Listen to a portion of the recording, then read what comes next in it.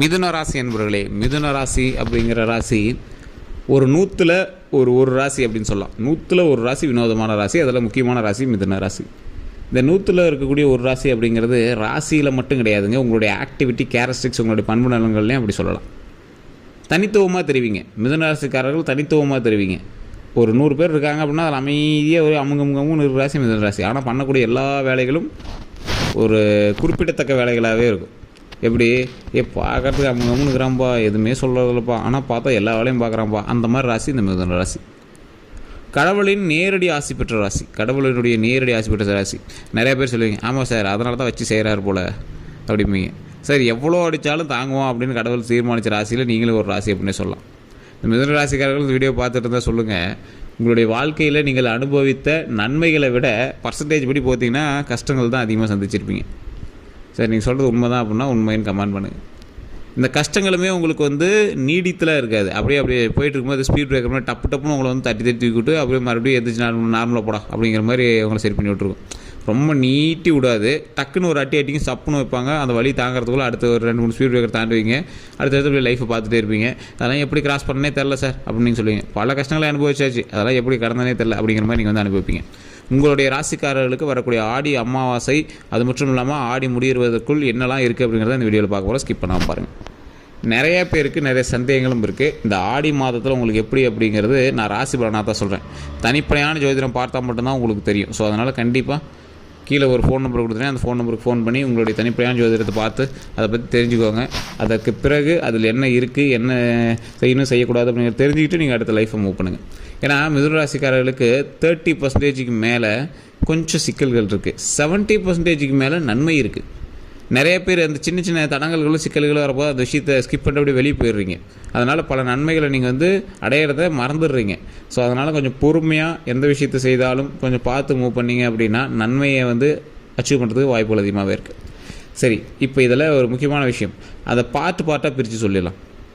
குழந்தைகளுடைய கல்விக்கோ உடல் நலத்துக்கோ நீங்கள் ஜோதிடத்தை பார்த்துட்டு டைம் வேஸ்ட் பண்ணக்கூடாது. ஆட்டோமேட்டிக்காக நீங்கள் உங்களுடைய டாக்டரை பார்த்துன உடம்புக்கு ஏதாவது ப்ராப்ளம் அப்படின்னா குழந்தைகளுடைய கல்விக்கு நீங்கள் ஆட்டோமேட்டிக்காக குழந்தைக்கு என்ன தேவையோ அதுக்கு தகுந்த மாதிரி செஞ்சிடணும். மற்றபடி ஜோதிடத்தை நம்பிட்டு இருக்கக்கூடாது. இது டிஸ்க்ளைமராகவே நம்ம சொல்லிடுறோம்.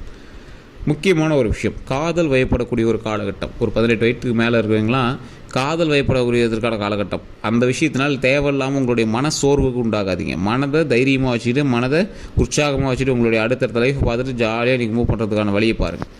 இந்த காதல், அந்த மாதிரி திருமணம், இந்த மாதிரி விஷயத்தில் நீங்கள் தடைப்பட்டு நிற்கிறீங்க அப்படின்னா கண்டிப்பாக இப்போ நீங்கள் உங்களோட தனிப்படை ஜாதகத்தை பார்த்தே ஆகணுங்கிற ஒரு காலகட்டம். வசியம் சம்மந்தப்பட்டது, திருமணம் சம்மந்தப்பட்டது, குழந்தைகள் சம்மந்தப்பட்டது எல்லாத்துக்குமே தீர்வு தரக்கூடிய ஒரு ஃபோன் நம்பர் தான் நான் கீழே கொடுத்துருக்கேன். அந்த ஃபோன் நம்பருக்கு ஃபோன் பண்ணிங்க அப்படின்னா உங்களுடைய ப்ராப்ளம் எல்லாத்தையும் சொல்லி சால்வ் பண்ணி கொடுத்துருவாங்க. அதே மாதிரி திருமண வாழ்க்கை நடந்துகிட்ருக்கு அப்படின்னா திருமண வாழ்க்கையில் கணவன் மனைவிக்கிடையே சின்ன சின்ன சிக்கல்கள் இருக்கிறதுக்கான காலகட்டம். உங்களுடைய பேச்சினால் சில பிரச்சனைகள் அங்கே உங்களுக்குள்ளே இருந்திருக்கும். சின்ன ப்ராப்ளமாக தான் இருந்திருக்கும், அது பார்த்தா பெருசாக உங்களுக்கு மாதிரி தோணும். அதனால் பல மாதங்களாக கூட நீங்கள் நீடிச்சு இருந்திருப்பீங்க. உங்களுடைய மிகப்பெரிய ஒரு மேட்ரு என்ன தெரியுமா, இப்போ கணவன் மனைவி சண்டை போடுறீங்க அப்படின்னா வீட்டிலேருந்து வெளியேறவே கூடாது. உங்கள் 2 பேர்த்து இதில் மிதுன ராசிக்கும் உங்களுடைய எதிர்பாலின ராசிக்கும். அப்படி இருந்தால் மட்டும்தான் உங்களுடைய வாழ்க்கையில் தப்பிப்பதற்கான ஒரு காலகட்டமே இருக்குதுங்க.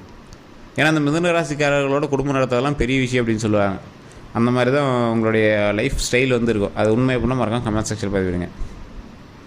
அது மட்டும் இல்லாமல் இந்த ராசிக்காரர்களுடைய வாழ்க்கையில் மிகப்பெரிய சாராம்சமாக இருக்கக்கூடிய ஒன்று என்ன தெரியுமா, குலதெய்வத்தினுடைய அருளும் குலதெய்வத்துடைய ஒரு மிகப்பெரிய ஒரு ஆசீர்வாதமும் இந்த ராசிக்கு எப்போதுமே இருக்கும். சார் அப்படிலாம் ஒன்றும் தெரியலையே சார், குலதெய்வமே என்னென்னு தெரியலையே சார் அப்படிங்கிறீங்க. உங்களுக்கு உங்களுடைய முன்னோர்களினுடைய ஆசையினால தான் நீங்கள் இந்தளவுக்கு வந்துட்டுருக்கீங்க. உங்களுடைய வளர்ச்சியும் ஓரளவுக்கு வந்துட்டு தான் இருக்கும். நீங்கள் இல்லை சார் அப்போல்லாம் ஒன்றும் பெருசாக தெரியல சார், கடன் இருக்குது அப்படி இப்படின்னாலும் உங்களுடைய வளர்ச்சி உங்களோட கண்ணுக்கு தெரியல, அவ்வளோதான். மற்றவர்களுக்கு தெரியும். உங்களுக்கே ஓரளவுக்கு மனதில் ஓரளவுக்கு ஈரம் இருந்தால் சொல்லுங்கள் பார்க்கலாம், உங்களுடைய வளர்ச்சி ரொம்ப கம்மியாக தான் இருக்குது அப்படின்னு. கம்பேரிட்டிவ்லி உங்களுக்கு ஓரளவுக்கு மேலே தான் வந்துட்டுருவோம். மிகப்பெரிய ஒரு சிவனடியார்கள்லாம் இருக்காங்க அப்படின்னா அவங்களாம் மிதுன ராசிக்காரர்களை பார்த்து கொஞ்சம் வணங்கி நிற்பாங்க. அந்த மாதிரி ஒரு சித்தரின் ஒரு ராசி அப்படின்னா ஒரு இந்த ராசி அப்படின்னு சொல்லலாம்.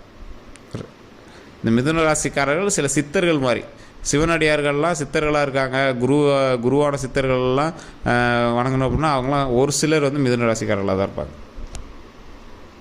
இந்த ராசிக்காரர்களுக்கு சொத்துக்கள், பணம், பலம், ஊருக்குள்ள மதிப்பு இது எல்லாமே கொஞ்சம் அதிகமாகவே இருக்கும்.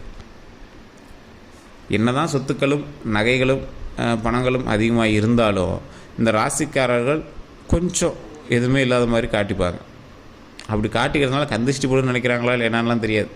அந்த விஷயத்தை வந்து வெளியே காட்டிக்காமல் இருப்பாங்க. அதனால் பெரிய லாபம் பெரிய விஷயங்களாக இருந்தாலும் அதை வந்து பெருசாக காட்டிக்க மாட்டாங்க. ஏன் வெளியே காட்டிக்க மாட்டாங்க அப்படிங்கிறதுல ஒரு வரலாறே இருக்குது. இவங்க சின்ன வயசுலேருந்து அந்த விஷயங்கள்லாம் வாங்கணும் செய்யணும் அப்படின்னு அனுபவிக்கணும் அப்படின்னு நினச்சிருப்பாங்க. ஆனால் அந்த எந்த விஷயத்தையுமே இவங்க வந்து வாங்கினதுக்கு பிறகு அதை காட்டிக்கிட்டு அதை பில்டப் பண்ணிக்கிற நோக்கமோ அவங்களுக்கு பண்பு நல்லா கிடையாது. மிதுன ராசிக்காரர்கள் இருந்தால் மறக்காமல் சொல்லுங்கள். உங்கள்கிட்ட நகை இருக்கும், ஆனால் நீங்கள் போட்டுட்டு வந்து அதெல்லாம் மினுக்கணும் அப்படின்னு ஆசைப்பட மாட்டீங்க. உங்கள்கிட்ட கார் நிலம் பங்களா எல்லாமே இருக்கும், அதை வெளியே போய் பெருசாக காட்டிக்க மாட்டீங்க.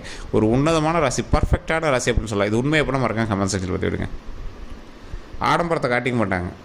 எது தொடங்கினாலும் வெற்றியில் போய் முடியக்கூடிய ஒரு ராசி. உங்களை வச்சு மற்றவனுக்கு நிறைய நல்ல நேரம் நடந்திருக்கும். நீங்கள் தொட்டு கொடுத்த விஷயங்கள்லாம் தொடங்கியிருக்கும். நீங்கள் ஆரம்பித்து கொடுத்த தொழிலாம் சூப்பராக வந்திருக்கும்.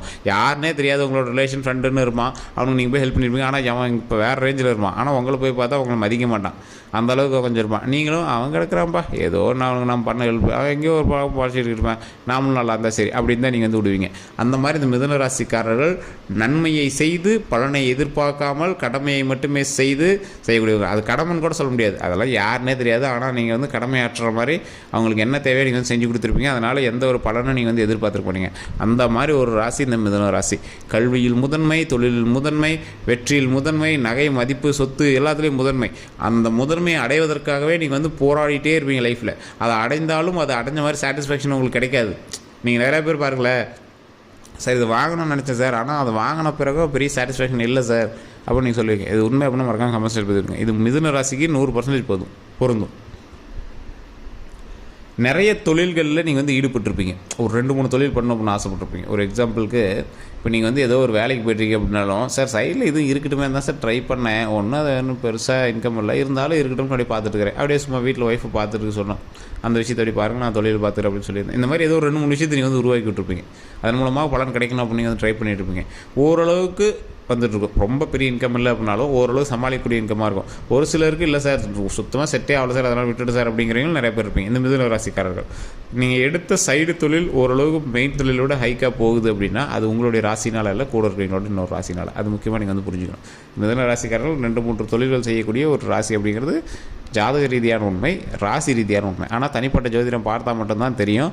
உங்களுடைய பிறந்த தேதி, பிறந்த நேரம், பிறந்த ஊரை வச்சு தான் உங்களுடைய லக்கினம், உங்களுடைய தசாபுத்தி, உங்களுடைய ராசி, உங்களுடைய இப்போ இருக்கக்கூடிய கட்ட அமைப்பு எல்லாத்தையும், உங்களுடைய இருக்கக்கூடிய லொக்கேஷன் எல்லாத்தையும் வச்சு தான் இந்த ஜாதகத்தை வந்து தீர்மானிப்பாங்க. நட்சத்திரம் இந்த பண்புகளுக்கு தகுந்த மாதிரி இந்த ராசிக்காரன் எந்த கட்டத்தில் இருக்கக்கூடிய கிரக அமைப்பின்படி எப்படி இருப்பார் அப்படிங்கிறது உங்களுடைய லக்கின ராசின்னு வச்சு, அதாவது லக்கினத்தினுடைய முக்கியமான சாராம்சத்தையும் வச்சு உங்களுடைய கட்டத்தின் கணிப்பு கணிக்கப்படும். அதுக்கு தான் கீழே ஃபோன் நம்பர் கொடுத்துருக்கோம். அந்த ஃபோன் நம்பர் மூலமாக தான் உங்களுடைய லைஃபையே நீங்கள் வந்து எப்படி பண்ணணும் அப்படிங்கிறத கால்குலேட் பண்ணி பண்ணுவாங்க. நிறையா பெரிய ஆளுங்களாம் பாருங்கள், கண்டிப்பாக எங்களோட ஜோதிடர் வந்து கண்டிப்பாக ஒன்று வச்சுருப்பாங்க. எந்த விஷயம் பண்ணாலும் அதை கால்குலேட் பண்ணி தான் பண்ணுவாங்க. நீங்கள் நினைக்கக்கூடிய மிகப்பெரிய வல்லுநர்களும் பார்க்குறாங்க. ஜோதிடமே நம்பாத ஒரு சிலர் கூட ஜோதிடத்தில் இப்போ ஈடுபட்டுருக்காங்க. காரணம் என்ன அப்படின்னா, நார்த்திகர்களும் ஜோதிடம் பார்க்கக்கூடிய அளவுக்கு அது சயின்ஸுங்கிறது தெரிஞ்சுக்கிட்டாங்க.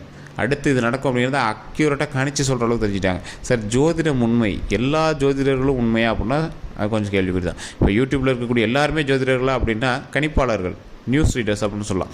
இப்போ கீழே கொடுத்துருக்கிற நம்பர்லாம் வந்து பார்த்திங்கன்னா பிரபல ஜோதிடர், 200க்கும் மேற்பட்ட ஜோதிடர்களுக்கு ஆசான். இப்போ வரைக்கும் நிறைய சினிமா துறைகளில் இருக்கிறவங்களுக்கும் அதே மாதிரி பொலிட்டீஷியன்ஸுக்கும் வந்து ஜோதிடம் பார்க்கக்கூடிய ஒரு நம்பர் கீழே கொடுத்துருக்கோம். அவர் விஐபி ஜோதிடர் தான். கொஞ்சம் காஸ்ட்லியாக இருந்தது அப்படின்னாலும் கரெக்டான கணிப்பாக இருக்கும். ஸோ அந்த மாதிரி ஆட்கள்கிட்ட நம்ம பார்க்கணும். காசு 100 ரூபா வாங்கிட்டு பார்க்குறாங்க சார், பார்த்தா சரி சார் அப்படின்னு பார்க்குற இடத்துல ஓரளவுக்கு தான் இருக்கும். கரெக்டாக கணிச்சு சொல்லக்கூடிய ஜோதிடர்கள் தான் எப்போவுமே தேவை. அதன்படி பண்ணால் அதுக்கு தகுந்த மாதிரி அவுட்புட் கிடைக்கும். இன்னொன்று என்ன அப்படின்னா, இந்த ராசிக்காரர்கள், இந்த ராசியில் எந்த ராசிக்காரர்களுமே ஜோதிடத்தில் நல்லதாக சொன்னால் மட்டும்தான் அது உண்மை அப்படின்னு நினச்சிக்கிறாங்க. அப்படி கிடையவே கிடையாதுங்க. ஜோதிடத்தில் என்ன இருக்கிறதோ அது தெளிவாக சொல்பவர் தான் உண்மையான ஜோதிடர். அந்த ஜோதிடத்தில் இருப்பதை மாற்றி அமைக்கலாம் முடியாது. அந்த ஜோதிடத்தில் இருக்கிற தகுந்தாற் போல் உங்களோட லைஃப்பை கரெக்டாக நீங்கள் மூவ் பண்ணிட்டு அப்படி நடந்துட்டீங்க அப்படின்னா பெரிய ஆபத்திலும் தப்பிக்கலாம். அதுதான் ஒரு முக்கியமான விஷயம். ஒரு ஜோதிடரில் ஒருத்தர் சொல்லியிருந்தார், ஒரு காலகட்டம் லொக்கேஷன் மாறி இருக்கிறது. அது நிறைய பேருக்கு அந்த கணிப்பு தெரியுமா என்னன்னு தெரியல. ஒருத்தர் வந்து ஜெயிலுக்கு போகணும் அப்படிங்கிற ஒரு காலகட்டம் இருந்தது அப்படின்னா அதுக்கு பக்கத்தில் போய் ஒரு 15 நாள் தங்கிட்டு வந்தாங்க. அது பக்கத்தில் ஒரு ரூம் எடுத்து ஒரு 15 நாள் தங்கிட்டு வந்தாங்க. அந்த நேரம் அந்த காலகட்டம் அதற்கு தகுந்தாற் போல் அதோட கழிப்பு வந்திருக்கும். நீங்கள் பரிகாரம் செய்வதனால கழிப்புலாம் கிடைக்காது. அந்த இடத்துல போய் நீங்கள் நின்னீங்க அப்படின்னா போதும். ராமேஸ்வரம் கடல் எல்லைக்கு போயிட்டு வரணும் அப்படிங்கிறது அந்த மாதிரி நேரம். அந்த மாதிரி இடத்துல நீங்கள் போய் நின்று கும்பிட்டுட்டீங்கன்னா அதுக்கான கெட்ட நேரம் போச்சு. அதே மாதிரி ஒவ்வொரு இடங்களுக்கும் ஒவ்வொரு வகையான பாசிட்டிவ் வைப் இருக்குது. உங்களுடைய பிரச்சனைகளை சரி செய்வதற்கான காலகட்டம் இருக்குது. அதற்கு தான் ஒவ்வொரு இடங்களுக்கு போய் வழிபட சொல்கிறாங்க. ஸோ இதுதான் வந்து முக்கியமான ஒரு விஷயம். இந்த வீடியோவில் நிறைய நல்ல விஷயங்கள் சொல்லியிருக்கேன். அடுத்தடுத்த வீடியோவில் இனி வரக்கூடிய காலகட்டங்கள் எல்லாமே உங்களை பற்றி சொல்ல போகிறேன். இந்த வீடியோ பிடிச்சா கண்டிப்பாக லைக் பண்ணுங்கள். இது உண்மை அப்படின்னா கரெக்டாக உண்மைன்னு கீழே வந்து கமெண்ட் செக்ஷனில் பதிவு விடுங்க. இதுவரை நம்ம சேனலை சப்ஸ்கிரைப் பண்ண மாதிரி சப்ஸ்கிரைப் பண்ணிக்கோங்க. பக்கத்தில் பெல் பட்டன் மறக்காம ப்ரெஸ் பண்ணிக்கோங்க. இந்த வீடியோ பிடிச்சா லைக் பண்ணிக்கோங்க. ஃபேஸ்புக்கில் பார்க்கணும் கண்டிப்பாக ஃபாலோ பண்ணிக்கோங்க. எல்லோருக்கும் நன்றி நண்பர்களே.